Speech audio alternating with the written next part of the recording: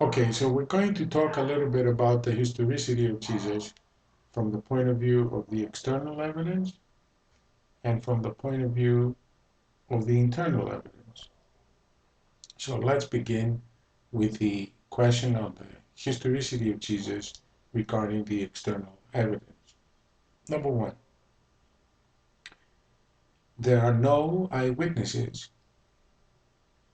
Number two, the gospel writers are not eyewitnesses.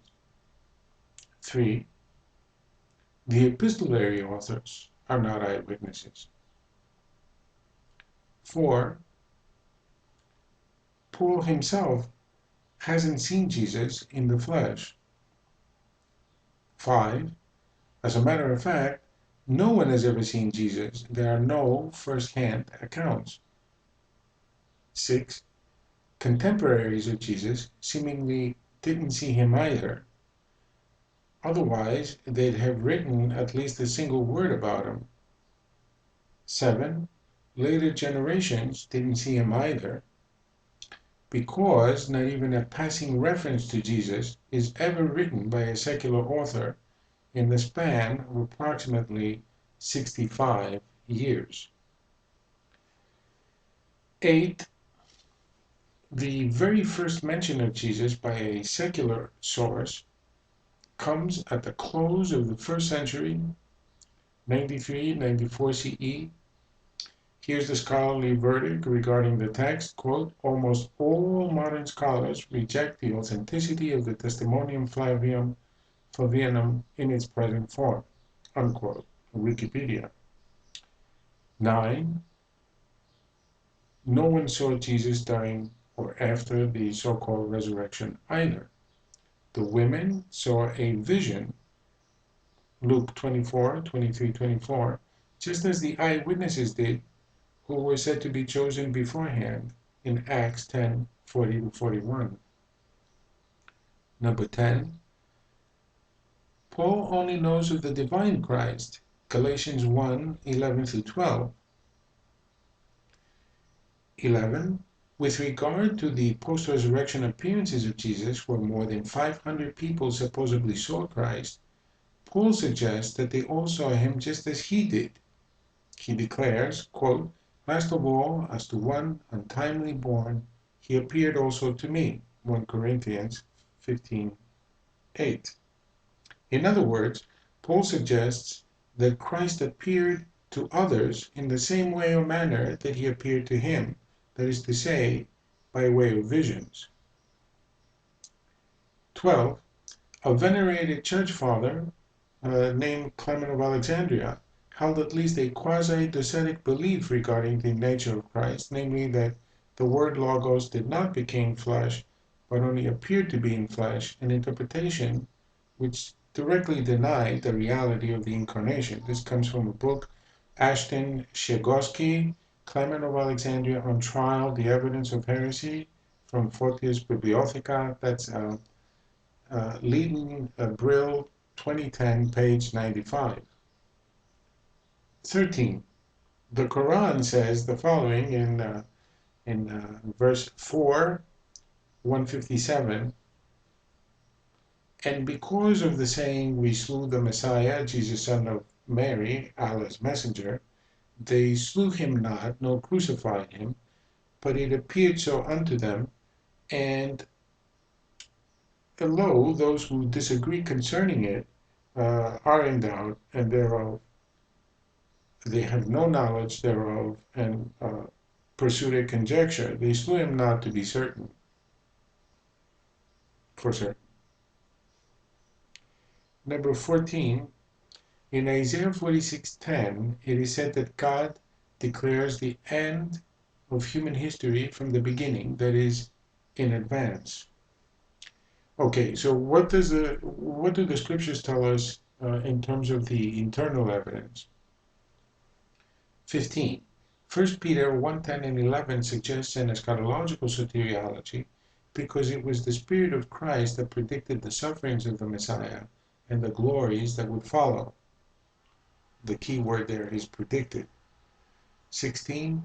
Revelation 12:5, Jesus will be born in the end times.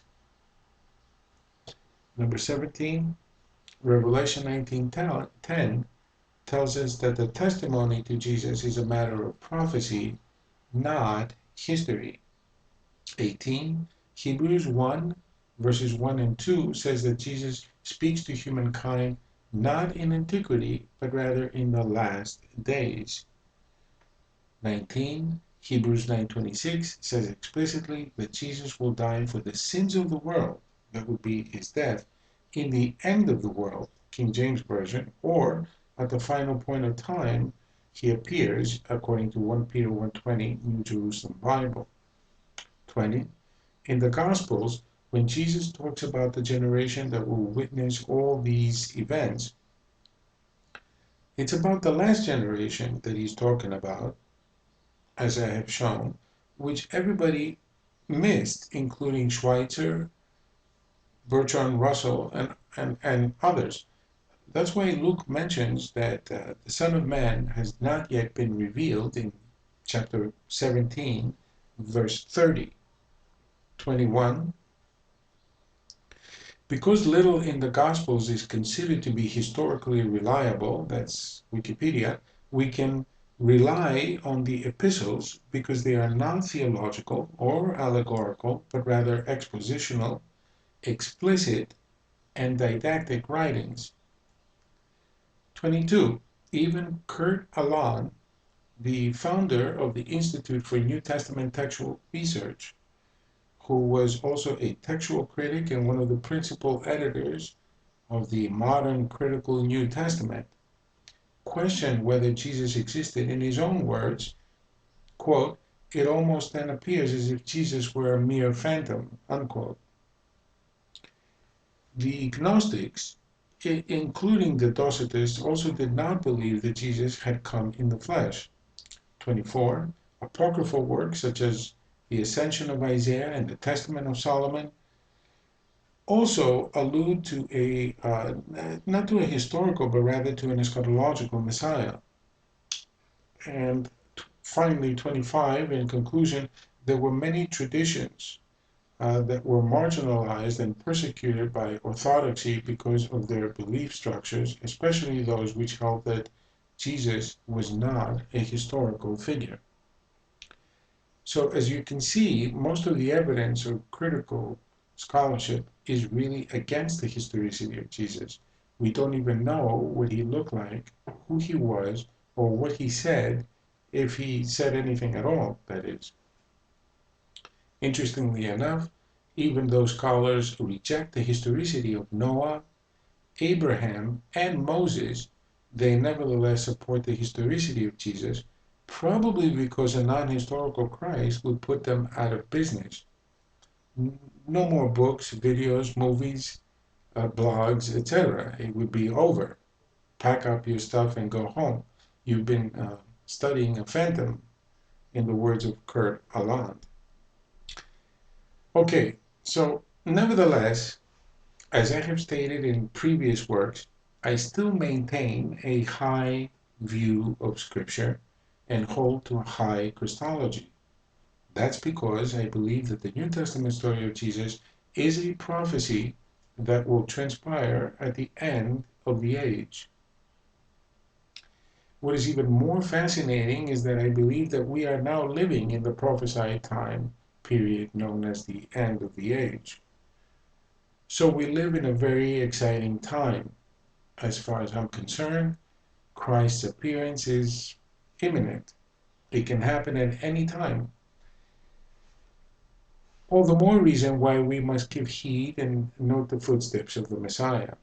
Most people expect him to come from the sky. The truth is, he will come from the earth. Thanks for listening.